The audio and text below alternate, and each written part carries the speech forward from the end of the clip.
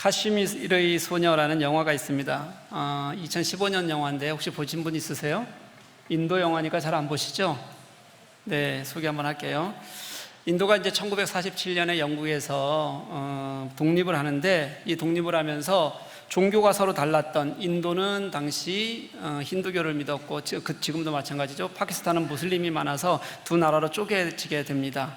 그 중에 이제 카슈미르라는 이 마을은, 지역은 국경 지역을 차지하고 있어서 서로에게 분쟁이 되었던 그런 마을입니다. 이 지역을 놓고 계속해서 이제 분쟁이 쌓아가고, 그리고 나서 싸움도 있고 증오를 점점점 만들어 갔던 거죠. 주인공 소녀가 있는데요. 이 주인공 소녀가 카슈미르의 소녀니까 주인공이겠죠. 카슈미르에 살고 있는 벙어리였습니다. 아이의 엄마가 이제 인도에서는 이 아이를 고칠 수 있다는 말을 듣고 인도에 갔다가 돌아오는 길에 아이를 잃어버리게 돼요. 어디서 잃어버리냐면 인도 지역에서 잃어버리게 되는 거예요. 땅에서. 그렇게 엄마를 잃고 인도에 혼자 남게 됐잖아요. 이 아이를 혼자 뭐 할 수 있는 게 없잖아요. 벙어리고 글도 모르니까. 그러니까 한 남자를 만났는데, 이 남자가 이 아이를 도와주는 이야기로 이게 구성이 되어져 있어요. 몇 가지 방법으로 이 아이를 파키스탄으로 돌려보내려고 했는데 잘 안 되는 거예요. 아이가 자꾸 위험에 처하는 겁니다. 그래서 그 남자가 내가 직접 가서 이 아이의 부모를 찾아줘야겠다고 생각하고 몰래 이 파키스탄으로 인도 남자가 아이를 데리고 미립국을 하게 되는 겁니다. 미립국을 하고 잡히기도 하고 또 도망치기도 하는 과정들을 거치면서 이 아이의 부모는 찾아요. 아이는 엄마 품으로 돌아갔는데 이 남자는 그 과정에서 스파이로 몰리게 되는 겁니다. 사이가 굉장히 증오하는 사이였기 때문에 금방 스파이로 몰리게 됐어요. 이 아이가 엄마에게 돌아갔을 때 이 사람은 많이 이제 갇혀서 고문당하고 막 굉장히 고통 속에 있던 시간이었습니다. 그런데 이 남자가 사람들을 만나면서 가잖아요. 만나면서 이 남자가 가지고 있는 진심을 알았던 사람들이 있어요. 기자도 있고 경찰들도 있고, 이 사람들이 이 남자를, 아이가 부모를 찾는데 도와주기도 하고 엄마를 찾는데 도와주기도 하고요. 나중에 이제 이 사람이 갇혀서 큰 어려움을 당하고 있을 때 이 사람이 다시 인도로 돌아갈 수 있도록 그렇게 큰 역할을 하게 됩니다. 어떻게 하냐면, 이 사람은 스파이가 아니고 정말 아이 하나 때문에 이곳에 와서 억울하게 누명을 쓰고, 아이를 살리기 위해서 왔다가 억울하게 누명을 쓰고 있다는 것을 여러 방법으로 막 하고 TV에도 결국 나오게 되고 그래요. 그러면서 이 증오와 대립으로 점철되었던, 서로를 적시하던 이 인도하고 파키스탄 국민들이 그 남자가 다시 인도로 넘어가는 것을 돕기 위해서 양쪽에서 다 같이 구름대처럼 이렇게 모이는 그런 장면이 나옵니다. 여러분, 저기 건너편에 있는 거 있잖아요. 이쪽이 지금 파키스탄이고 저쪽이 인도예요. 저기 건너편에 점으로 보이는 것들이 있잖아요. 그게 점이 아니고 사람입니다. 사람이 양쪽에 다 잘 나오게는 잡힌 이 화면이 없더라고요. 제가 찾아보니까. 그래서 저게 다 사람이에요. 이 사람이 양쪽에서 가득 이렇게 국민들이 모이는 거예요. 그러면서 심지어 국민들뿐만 아니라 경찰이나 군인들까지 이 사람이 도망칠 수 있도록 같이 눈을 감아줘요. 그러면서 그가 다시 인도로 넘어가게 됩니다. 그때 이 여자아이, 엄마를 다시 만났던 여자아이가 뭐라 그랬어요, 여러분? 벙어리라 그랬잖아요. 이 벙어리가 이제 남자가 떠나서 가고 있잖아요. 국경을 넘어서 이쪽 국경에서 저쪽 국경까지 가는 중간 지점이 있을 거 아니에요? 걸어가고 있는데 너무 막 간절하게 그 남자를 부르고 싶은 거예요. 막 그러다가 어떻게 해도 입이 트이지 않았던 그 아이가 인도어로 삼촌이라고 크게 소리를 쳐요. 왜냐하면 그 인도 사람이 계속 나는 네 삼촌이야를 뭘로 얘기했겠어요? 자기 언어로 얘기했을 거 아니에요, 그렇죠? 인도어로 삼촌이라고 얘기하면서 그 아이가 말을 하게 돼요. 그 장면이 아마 이 두 나라 사이의 벽을 허무는 것 같은 느낌을 주려고 아마 감독은 했던 것 같아요. 두 국가는 여전히 대립하고 있지만 한 남자의 희생이 그 시간, 그 이야기 속에서 어떠한 화해를, 그 진정은 어떠한 화해를 만들어내는지를 보여주는 실화입니다. 실화를 바탕으로 한 그런 영화, 감동적인 영화예요. 제가 오늘 말씀을 준비하면서 예전에 보았던 이 영화가 생각이 났습니다. 왜냐하면 배경도 유대인과 이방인이라는 서로 증오하고 있었던 대상이 서로 같이 등장을 하고요. 한 여자아이가 치유되는 장면도 비슷하게 느껴졌어요. 그리고 또 무엇보다는 그 배경에서 누군가 시작한 한 일이 증오를 무너뜨리고 그리고 서로에게 화해를 하게 하고 사람을 세워내는 힘이 있다는 것, 그것도 오늘 본문에서 우리가 찾을 수 있는 일이기도 해요. 그러면서 또 한 가지 생각에, 그러면 우리는 그런 상황에서 우리는 무엇을 할 수 있을 것인가, 무엇을 하는 신자여야 하는가라는 생각도 같이 가지게 되었기 때문에 이 영화가 생각이 났습니다. 오늘 본문의 환경은 완전히 다르지만 구조는 비슷한 사회 구조 속에서 오늘 말씀이 진행이 돼요. 예수께서 이제 두로 지방으로 가셨어요. 숨어 있고 싶으셨어요. 그런데 숨을 수가 없었다고 이야기합니다. 갈릴리 지역에서의 사역에서는 이런 표현이 이제 워낙 많았었기 때문에 갈릴리 지역은 그렇다가 치고요, 이제는 유대인 지역을 넘어서 이방인 지역에서도 똑같이 예수 그리스도에 대한 필요가 커지고 있었다는 것을 그냥 한 문장으로 간단히 보여주고 있는 말씀입니다. 이런 예수에 대한 필요를 가지고 있었던 여인이 한 사람이 있었어요. 그 여인이 예수님을 찾아옵니다. 이 여인이 예수님을 찾아온 이유를 성경은 딸 때문이라고 25절에 그렇게 얘기합니다. 더러운 귀신 들린 딸을 그 여인은 가지고 있었어요. 26절 말씀을 보면 자기 딸에게서 그 귀신을 쫓아내 주기를 간절히 소망하면서 예수님을 찾았습니다. 이 여인은 귀신 들린 딸로 인해서 엄청난 고통 속에서 살았을 거예요. 분명해요. 그렇게 고통 속에서 살다가 두로까지 퍼진 예수님에 대한 소문을 들었을 겁니다. 그리고 예수께서 그곳으로 오셨다는 말이 그녀에게는 절망 속에서 보는 한 줄기 빛처럼 그렇게 여겨졌을 가능성이 큽니다. 그래서 예수님께 찾아와서 딸에게서 귀신을 쫓아내달라고 그렇게 간절히 매달리고 있는 겁니다. 제가 생각할 때는 정말 간절했을 거예요. 정말 딸을 위해서 뭐는 안 해봤겠습니까? 그리고 나서 다 해보고 나서 이제 이게 마지막이다 라는 마음을 가지고 예수님께 소망을 걸었을 그 여자의 모습을 쉽게 상상해 볼 수 있습니다. 그런데 여러분, 여자는 그런 마음으로 예수님께 나와왔는데 예수님의 반응이 참 이상합니다. 27절 말씀 한번 같이 읽어볼까요? 같이 읽습니다. 시작. 예수께서 이르시되 자녀로 먼저 배불리 먹게 할지니 자녀의 떡을 취하여 개들에게 던짐이 마땅치 아니하니라. 여러분, 예수님이 그렇게 간절하게 찾아온 여인에게 차갑고 매정하게 대하시는 거예요. 여러분, 만약에 여러분이 큰 문제를 가지고 정말 간절하게 저를 찾아왔는데 제가 이렇게 얘기하면 여러분 어떻게 하실래요? 어떻게 하실래요?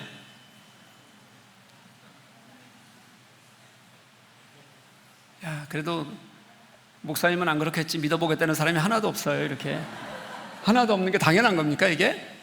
제가 목회를 헛한 거죠. 상상이 안 돼요. 여러분, 인격적인 모독을 당하는 거 아니에요, 그렇죠? 예수님이 사람을, 그것도 간절한 마음으로 찾아온 사람을 이렇게 대하신 적이 한 번도 없어요. 비유이기는 하지만 그 비유를 누가 들어도 그 여인을 앞에 두고 개라고 지칭하신 겁니다. 이거는 누가 들어도 분명해요. 누가 이 이야기를 만약에 우리 중에 누군가 듣는다면 아마 모욕적으로 여겨졌을 거예요. 그리고 왜 이렇게 인종차별을 하나? 그런 마음이 들지 않을 수가 없을 겁니다. 이렇게 어렵게 자신의 문제를 가지고 찾아온 사람에게, 자신의 간절한 은혜를 구하고 있는 그런 사람에게 이렇게 모질게 대한다는 건 예수님이라면 이해할 수 없는 일이라는 생각이 들어요. 그러면 예수님은 왜 그러셨을까요? 여러분, 우리가 이해할 수 없다면 다른 이유가 있다는 거겠죠, 그렇죠? 그렇게 예수님이 왜 그러셨을까 의문을 해결하고 넘어가야 합니다. 오늘 본문을 여러분 그저 예수님께서 한 어린 딸을, 귀신 들린 딸을 고치는 이야기로 그렇게만 생각한다면 마가가 전하고 싶어하는 이야기의 10%도 제대로 이해하지 못하는 겁니다. 이건 그냥 치유 사건이 아니라 7장 전체의 구조 속에 들어가 있는 이야기예요. 우리가 7장 내내 지금 4번째 오늘 읽어가고 있는데요, 7장을 보면서 7장 속에서 논쟁이 하나 있어요. 무엇에 관한 논쟁이죠, 여러분? 핵심 논쟁이? 7장의 논쟁이 어떤 논쟁이에요? 네? 잘 안 들려요, 이 선풍기 때문에. 어떤 논쟁이에요, 여러분? 네? 뭐 한 단어를 얘기한 것 같은데. 정말 이러실 겁니까, 여러분? 전통 뭐에 대한? 정결 규례에 대한, 손 씻는 거, 음식에 관한, 그렇죠? 정결 규례에 대한 전통을 지금 우리가 지금 7장 내내 보고 있는 거예요. 이게 핵심이라는 겁니다, 여러분. 이 논란이 오늘도 이어지고 있다고 생각하면 돼요. 우리는 지금 예수님의 반응을 이해할 수 없지만 당시 유대인들이라면 예수님의 반응은 당연한 거였습니다. 왜냐하면 마가가 이게 당연하다는 것을 오늘 본문 속에 사실은 녹여놓고 있어요. 먼저 마가가 이 여인을 뭐라고 표현하냐면 헬라인 이렇게 표현해요. 이건 무슨 뜻이냐면 유대인이 아니라 이방인이다 라는 뜻입니다. 거기에다가 그녀를 뭐라고 표현했냐면 수로보니게 족속 이렇게 설명했어요. 이 지도를 한번 여러분 보시면요, 수로는 수리아 지방을 말하는 거고요, 보니게 족속은 페니키아 사람을 얘기하는 거예요. 그러니까 이게 어디에 있냐면 페니키아 족속이 살던 지역이 사각으로 되어 있는 데가 가나안이거든요, 갈릴리거든요. 갈릴리 북쪽에서 조금 올라가면 지중해를 끼고 있는 아주 굉장히 길게 지중해를 끼고 있는 동네를 페니키아라고 불렀어요. 그 페니키아인들이 살고 있던 곳이었어요, 이쪽이. 그러니까 지금 여기가 어디가 되냐면, 지금으로 말하면 여기가 어디죠? 레바논입니다. 레바논 지역이 당시 페니키아라고 생각하시면 돼요. 그 지역 안에 두로와 시돈이라는, 우리가 늘 성경에 늘 같이 나오는 두로와 시돈이 같이 있었고, 그 중에 오늘은 그 밑에 있는 도시였던 두로 이야기입니다. 그러니까 여러분, 이 이야기를 그냥 만약에 평범하게 쓰려고 하면 예수께서 두로에 가셨다, 두로 여인을 만났다 이렇게 표현해도 괜찮아요. 그런데 예수님께서는 그렇게 표현하지 않고 이 여인은 헬라인이었다, 그리고 또 족속까지 얘기하죠. 뭐라고요? 수로보니게 족속이었다라고 얘기하는 이유는 그냥 지역을 설명하려는 이유가 아니라 인종적으로 이 여인은 완전히 이 유대인들과 함께하지 않는 그런 족속이다라는 얘기를 하고 싶은 게 하나고요, 또 하나는 지금 그 지역과의 굉장히 중요한 이 유대 사람들과의 아주 좋지 않은 대립적 상황을 설명하고 싶은 것도 또 하나의 이유를 가지고 있습니다. 어떤 상황인지 한번 제가 알려드릴게요. 예수님 시대 당시에 여러분, 이 갈릴리 사람들과 두로 사람들은 상당히 큰 갈등을 가지고 있었어요. 두로는 바다를 끼고 있으면서 상업 도시로 크게 성장했던 도시입니다. 그런데 상업은 잘 되지만 뭐가 잘 없었냐면 곡식이 잘 없었어요. 그래서 곡식을 어디에서 구입을 해갔냐면 갈릴리 사람들에게 구입해 가는 겁니다. 이 갈릴리 사람들은 이 곡식을 잘 만들어서 넉넉한 가격, 그러니까 조금 비싼 가격에 그들에게 팔아요. 왜냐하면 갈릴리 사람들도 그렇게 생활이 좋지 않은 촌동네잖아요. 그러니까 그걸 팔아서 먹고 사는데, 그렇게 넉넉한 가격을 주니까 팔기는 하는데, 그러면서도 정작 자신들이 먹을 건 늘 부족했어요. 왜냐하면 거기도 가난한 지역이라 계속 돈이 필요했기 때문에. 그러니까 자신들이 벌어서 누구에게, 부자 동네인 누구를 먹여 살리는 것 같은 느낌이 드는 거예요. 두로 사람들을, 시돈 사람들을 먹여 살리는 느낌이 드니까 팔면서도 이들은 좋지 않은 감정을 계속 쌓아가고 있었어요. 게다가 유대에 폭동이 일어났을 때 두로는 로마 편에서 상당히 많은 유대인들을 죽이기도 했던 그런 전례가 있어요. 다시 말하면 유대인과 페니키아 사람들은 여러모로 서로를 잠재적인 위협 세력으로 여기고 있었고요, 이런 이유 때문에 사실은 거의 원수처럼 지내고 있었다는 겁니다. 이게 사회적 영역이라면 여러분, 아까 말씀드렸던 7장 전체를 흐르는 이런 정결 규례에 관해서도 눈여겨봐야 돼요. 수로보니게 여인이 딸이 여러분 어떤 귀신이 들렸다고 표현했어요? 더러운 귀신이 들렸다, 그렇게 표현하고 있습니다. 이 귀신이라는 단어가 여러분 헬라어로는 영이라는 단어예요. 그러니까 더러운 영, 이렇게 지금 표현하는 겁니다. 다시 말하면 민족적으로 대립을 하고 증오하고 있으면서 게다가 정결 문제만을 보더라도요, 가까이 해서는 안 되는 여인, 더러운 영이 들려서 이 민족과 가까이 해서는 안 되는 그런 사람이라는 것을 마가가 기록하는 순간부터 예수님은 그들의 눈에 보면 그 여인을 만나서도 안 되고, 그리고 더더군다나 그 여인을 고쳐서도 안 되는, 그 여인의 문제에 절대 개입해서도 안 되는 상황이라는 걸 마가는 기록해주고 있는 거예요. 그런 것들을 그 속에 마가는 숨어 놓으면서 오늘 이야기를 시작하고 있는 겁니다. 그때 예수님의 반응이 아까 읽었던 그 말씀이에요. 누구라도 자녀에게 먼저 빵을 주지 자녀의 것을 빼앗아서 개들에게 던져주지는 않는다라고 예수님께서 말씀하셨어요. 지금까지 설명한 유대인인 예수님과 이방인인 이 여인의 상황을 생각해 본다면 예수님의 반응은 어떤 거예요? 여러분, 너무 당연한 겁니다. 유대인들은 이전부터 이미 이방인을 개에 비유하고 있던 것은 그들이 아주 너무 잘 사용하던, 너무 평범하게 사용하던 것이기도 했어요. 하나도 이상하지 않았어요. 우리가 성경 속에서 예수님이 그러셨다니까 이렇게 이상하게 들리지, 이 말은, 예수님의 반응은 그들이 보기에는 전혀 이상한 것이 아니었어요. 이상하기보다는 유대인들이 생각하기에 예수님께서는 교과서적인 정확한 대응을 한 겁니다. 근데 여러분, 그러면 예수님이 그렇게 비판하시던 바리새인들과 뭐가 달라요? 어쨌든 예수님은 바리새인들을 비판하셨고 그들이 그렇게 하는 것을, 율법적으로 살아가는 것을 예수님께서는 굉장히 싫어하셨어요.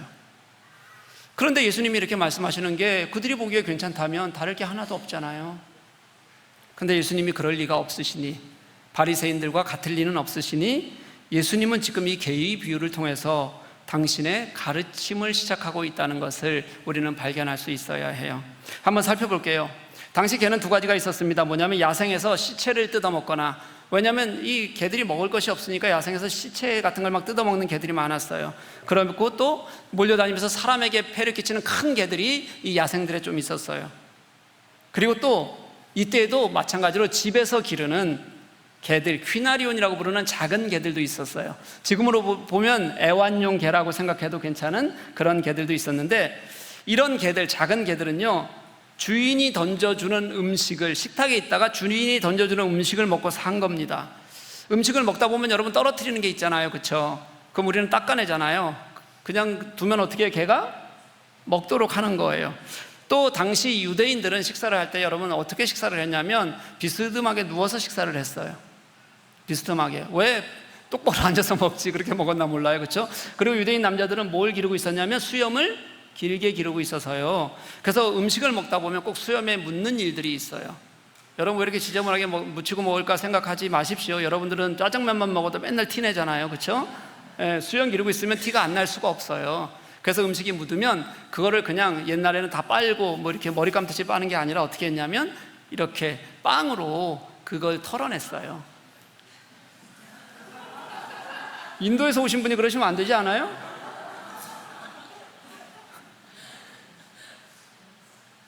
네. 그러면 그 빵을 누구에게 주는 거예요? 개에게 주는 경우도 있었습니다. 하지만 여러분 어쨌든 간에 당시 귀한 빵을 자녀보다 개에게 먼저 주는 경우는 없었습니다. 당연하죠. 그렇게 먹고 살기 어려운 시절에 아무리 귀여워도 사람보다 개가 더 중요할 수는, 자녀보다 개가 더 중요할 수는 없는 겁니다. 예수님은 이 비유를 가지고 유대인과 이방인을 보여주고 싶으셨어요. 복음이 유대 땅에서 먼저 시작한다, 이거는 복음서에서도 계속 말하는 겁니다. 유대인들로부터 복음이 전해진다는 것을 말한 걸 거예요. 그런데 유대인들은 그 복음이 자신으로부터 전해지게 한 것이 아니라, 구원은 하나님이 구원하신 것은 우리에게만 있다는 자신들만을 위한 것이라고 늘 생각하고 살았어요. 그래서 자기들만의 율법을 만들었고 그 속에서 꽉 갇혀서 하나님은 우리의 하나님이라고만 그렇게 주장하고 살았어요. 그래서 그들은 예수 그리스도를 제대로 알지 못했습니다. 당연히 예수께서 전하시는 복음도 그들은 듣지 않았습니다. 그건 바리새인들만 그랬던 것이 아니라 당시 유대 땅을 살아가던 대부분의 사람들이 그런 마음을 가지고 살아갔습니다. 유대인들에게 있어서 구원의 문제가 이방인에게까지 퍼진다는 것은 받아들이기 어려운 거였습니다. 심지어 여러분 어땠냐면, 복음의 사도가 된, 나중에 예수님이 다 구원을 이루시고 십자가 구원을 이루시고 복음의 사도가 된 베드로조차도 이방인을 향한 하나님의 구원을 정확히 이해하는 데 시간이 굉장히 많이 걸렸어요. 제대로 받아들일 수가 없었던 겁니다. 사도행전 10장 말씀 한번 보면요, 여러분, 이 베드로가 낮 12시에 해가 쨍쨍할 때 지붕 위에 올라가서 환상을 보는 장면이 있어요. 여러분 좀 아십니까? 예, 보자기에 뭐 음식이 왔다 갔다 하잖아요, 3번에 거쳐서. 근데 먹을 수 없는 거예요. 뭐를 보면? 율법을 보면. 근데 그 환상 속에서 하나님께서는 먹어라, 내가 이걸 더럽게 하지 않았다라는 얘기를 3번이나 반복하신단 말이에요. 그리고 나서 그 이후에 이방인인 고넬료를 찾아가고요, 거기서 복음을 전하고, 그 복음을 전하고 그곳에 성령이 내리고, 그리고 그들이 예수를 믿은 이후에 11장을 보면 헬라 지역 전체에 복음이 확장되고, 그리고 안디옥 교회에 든든히 교회가 세워져 가는 이야기가 이어져요. 이게 하나님께서 이 이방인에게로 퍼지게 하는 복음의 길이었어요. 우리가 읽는 오늘 말씀도요, 여러분, 유대인에게 시작된 복음이 정결 규례가 깨지는 그런 과정을 거치고, 그리고 이방인에게서 예수 그리스도의 복음이 드러나고 그리고 그곳에서 치유와 그리고 하나님이 주시는 은혜가 있다는 것을 오늘 본문도 고스란히 담고 있다는 거예요. 마가는 여러분 무슨 말을 하고 싶은 거냐면 여전히 외적 정결에 매달리고 있는 유대인들을 넘어서야 된다는 거예요. 복음이 그들에게서 이제는 이방인에게로 본격적으로 확대되는 그 치유와 회복을 이루실 텐데 그것을 이루시는 분이 예수 그리스도시고 오늘 이 사건을 통해서 정확하게 보여주고 싶어 하신다는 것을 우리들에게 정확하게 설명하는 것이 오늘 본문이라는 거예요. 지금 유대인들의 사고로서는, 그들은 편협한 사고로는, 우리끼리 다친 사고로는 그 여인을 만나서도 안 되는 겁니다. 그 여인에게 은혜를 베풀어서는 더더욱 안 돼요. 자녀들을 제쳐두고 자녀들이 먹을 걸 걔에게 주어서는 안 된다는 너무 당연한 일처럼 그 여인에게 아무것도 해서는 안 되는 일이었어요. 그런데 예수님께서는 거기서 멈추지 않으셨고, 예수님은 당신의 복음이 이방인들에게까지 나아가고 그리고 그 이방인들에게도 치유와 은혜가 회복이 있을 것임을 선포하시는 것이 오늘 복음의 말씀입니다. 사랑하는 교회 여러분, 복음이 여러분에게서가 아니라, 여러분에게만이 아니라 하나님이 사랑하는 모든 사람들에게 같이 전해지고 같이 들릴 수 있는 은혜를 우리가 함께 경험했으면 좋겠어요. 그게 우리가 이 땅을 살아가는 이유입니다. 여러분, 주님께서는 그렇게 우리에게 복음을 확장 여셨어요. 그리고 은혜와 회복을 우리에게 허락하셨어요. 그런데 주님이 일하시는 그것만으로 우리가 그저 주님이 하시라고 두는 것은 우리의 온전한 태도가 아닙니다. 우리는 그 과정에서 여인이 고백을 통하여 우리들에게 주는 마음을 배워야 해요. 예수님이 그 매몰찬 그런 예수님의 그 태도에 대응하는 여인은요, 여러분, 이걸 보면서 우리는 신앙생활을 어떻게 하고 있는지, 정말 주님을 어떻게 만나고 있는지를 우리는 분명히 볼 수 있어야 합니다. 28절 말씀 같이 한번 읽겠습니다. 읽습니다. 시작. 여자가 대답하여 이르되 주여 올소이다마는 상 아래 개들도 아이들이 먹던 부스러기를 먹나이다. 아멘. 여인은 예수님의 개에 대한 비유를 그냥 받아들였어요. 여러분, 자신을 개라고 그냥 인정했다는 겁니다. 어떻게 그럴 수가 있습니까? 대부분의 사람들은 여러분, 이런 모욕, 큰 모욕을 당하면 두 가지로 반응해요. 하나는 체념하거나 아니면 자기 비하를 하는 거예요. 그래, 내가 뭘 그런 걸 얻어먹을 수 있는 존재도 아니지 뭐, 내가 그냥 이런 새로 살아야지, 뭘 낳겠다고 그렇게 했어. 이런 반응을 거치는 게 하나라면, 또 하나는 모욕을 당한 것에 대한 분노가 있는 겁니다. 아니, 내가 아무리 이런 꼴로 나왔을지라도 예수님이 그러시면 됩니까? 이방인에게도 이렇게, 이방인이라고 이렇게 해도 되는 겁니까? 분노를 가질 수 있을 거예요. 그런데 여인은 둘 다 하지 않았어요. 자기를 비하하지도 않았어요. 내가 붙들어야 될 것들을 그 가슴 속에서 꼭까지 붙들고 있었어요. 그리고 분노하지도 않았어요. 그러면서 여인은 대신 자기의 현실을 주님 앞에서 그대로 받아들이는 쪽을 택했어요. 자녀의 떡을 개에게 던져주지 않는다는 것을 그녀는 인정합니다. 그러면서 주장하는 것이 이거였어요. 그럼에도 불구하고 개들이 상 아래 있잖아요. 그 개들이 상 아래 있는 이유는 자녀들이 먹던 부스러기라도, 또 그들이 남긴 것이라도, 그게 뭐라도 먹게 되니까 거기에 있는 거 아닙니까? 나도 그래서 여기 있는 거예요. 그녀는 그것을 은혜로 여겼다는 거예요. 어떤 취급을 받아도 결국 먹을 수 있게 되는 것, 거기에서 떨어지는 어떤 것이라도 내가 혜택을 입을 수 있다면 내가 그것을 붙들고 있겠다. 그렇게 해서라도 생명을 지킬 수 있다면, 우리 자녀를 낳을 수 있게 하겠다면 나는 그곳에 있겠다는 마음을 그 예수 그리스도 앞에서 그대로 드러내는 겁니다. 이게 여러분, 한국교회가 말하는 부스러기의 은혜예요. 큰 게 아니라 작은 것에서도 주님 옆에 있으면, 주님이 하시면 그게 내게 은혜가 됩니다라는 고백이요. 여러분, 도대체 어떻게 이렇게 작은 것에, 그 모욕 가운데서도 내가 그것이라도 얻겠다는 마음이 들었을까요?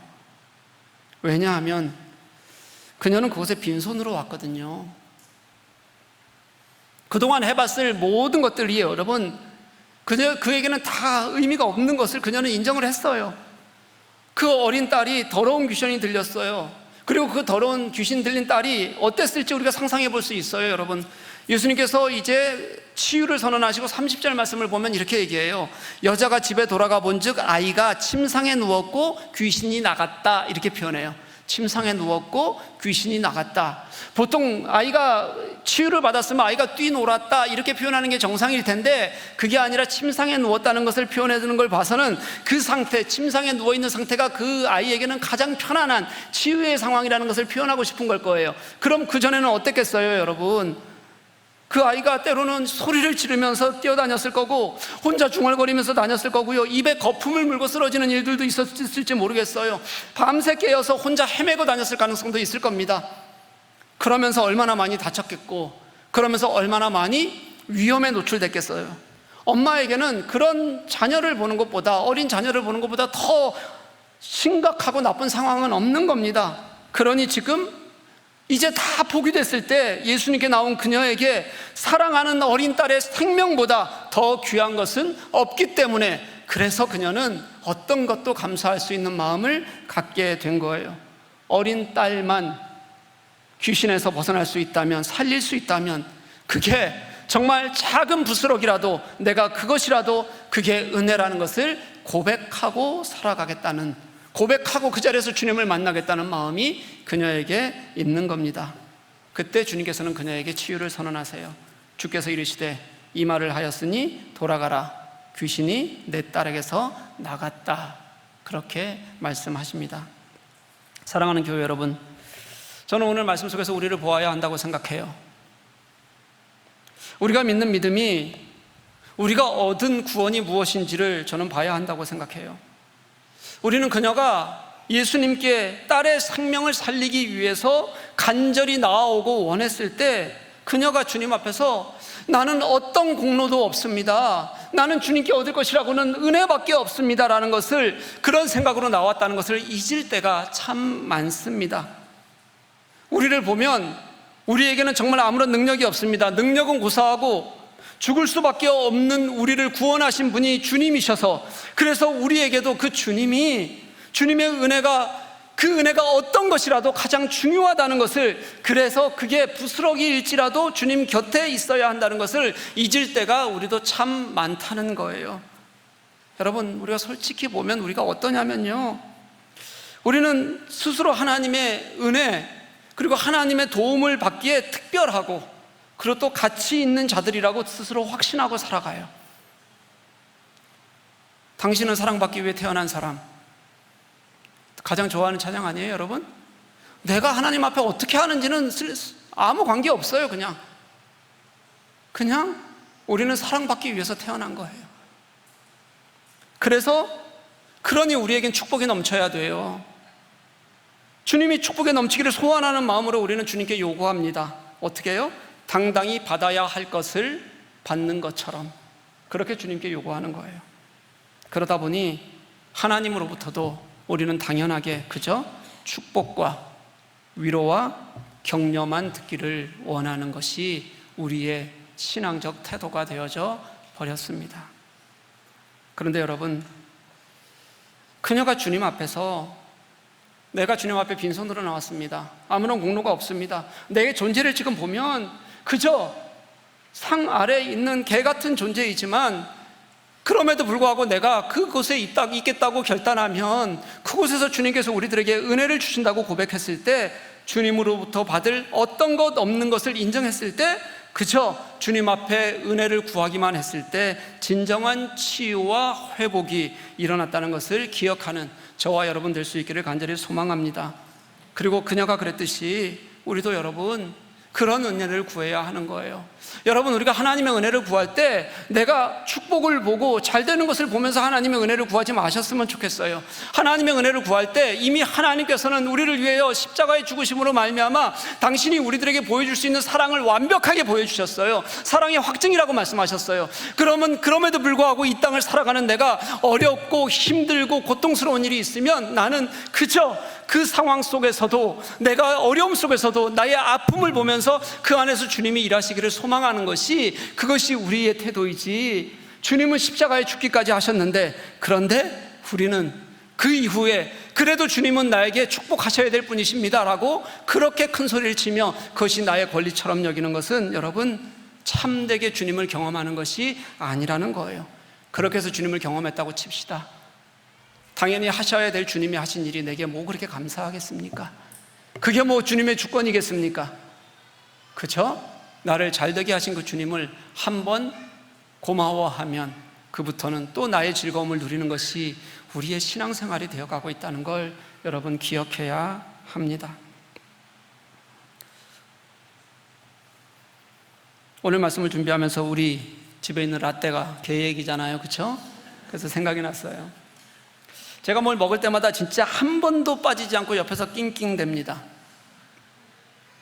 뭐 하나 얻어먹으려고 끝까지 버텨요. 그럼 제가 줄까요, 안 줄까요? 처음엔 안 줘요. 저도 끝까지 버팁니다. 그런데 언제 주게 되냐면 눈을 보면 주게 돼요. 낑낑대면서 긁어요. 계속 긁으면서 쳐다볼 때 실수로 한번 돌아보면 그렇게 불쌍한 표정과 눈을 가지고 있는 거예요. 진짜 애가 곧 눈물이 흐를 것처럼 눈물이 글썽글썽해요. 여러분, 저는 걔가 슬퍼서 그런 줄 알았어요, 안 줘서. 근데 걔는 원래 그렇대요. 알아요, 이제는. 눈물 글썽이는 게 아니에요. 그런데도 매번 속아요. 왜냐하면 그 눈이 그리고 그 눈이 그렇고요, 그 낑낑대는 소리가 정말 간절하다는 건 분명하거든요. 제가 그걸 알거든요. 내게 은혜를 구하고 있다는 것을 아니까 마음이 끝까지 외면하지 못하게 되더라고요. 그러면서 생각했어요. 하나님, 내가 주님 앞에 있습니다. 내 생명을, 내 신앙을, 나의 영적 구원을, 회복을 내가 주님 앞에서 구하고 살아가는 사람입니다. 그런데 말로는 그런 것 같은데 내가 정말 주님 앞에 그런 주님이 주실 작은 은혜라도 소망하는 마음으로 간절히 구하는 것이 아니라 내가 어떤 당당한 권리를 구하는 것처럼 또는 그냥 말해보고 마는 것처럼 나는 그렇게 주님을 경험하고 살아가고 있는 것은 아닌지 다시 돌아보게 됐어요. 여러분, 우리에게 주님께 정말 주님께서 우리에게 해주셔야 될, 그래서 우리는 당당히 구할 권리가 우리들에게 있습니까? 없습니다. 우리의 권리라면 단 하나뿐이에요. 뭐냐면 우리는 자격이 없어요. 그래서 자격이 없는데 주님이 우리를 사랑하는 것을 알기 때문에, 그래서 사랑하는 주님이 우리들을 외면하지 않으실 거니까, 그래서 우리를 회복시키실 것이니까, 그래서 내가 어려움에 있으면 붙들어 주시고 결국은 당신이 사랑한다고 만들어 주실 것이니까, 치유하실 것이니까 그 은혜를 구하는 것, 그게 우리의 권리이지, 당연하게 당신 내게 주십시오라고 생각하는 것은 주님에 대한 올바른 태도가 아니라는 거예요. 나는 원래 주님 앞에 아무런 자랑이 없어서, 가능성이 없어서, 그래서 나를 위해 죽으신 그 예수 그리스도 앞에서 그 주님께서 나를 사랑하심을 알기 때문에 주님께서 나를 치유하실 것을 믿습니다. 회복하실 것을 믿습니다. 매달리면 내게 떨어지는 작은 부스러기일지라도 그것이 나를 살릴 것임을 믿습니다. 고백하는 것, 그게 우리들에게 은혜가 되어져야 한다는 겁니다. 사랑하는 교우 여러분, 그래서 얻는 진정한 치유를, 그래서 얻는 회복을, 그래서 주님을 진짜 만나는 그 구원의 역사를 경험하는 저와 여러분 될 수 있기를 주님의 이름으로 간절히 축복합니다.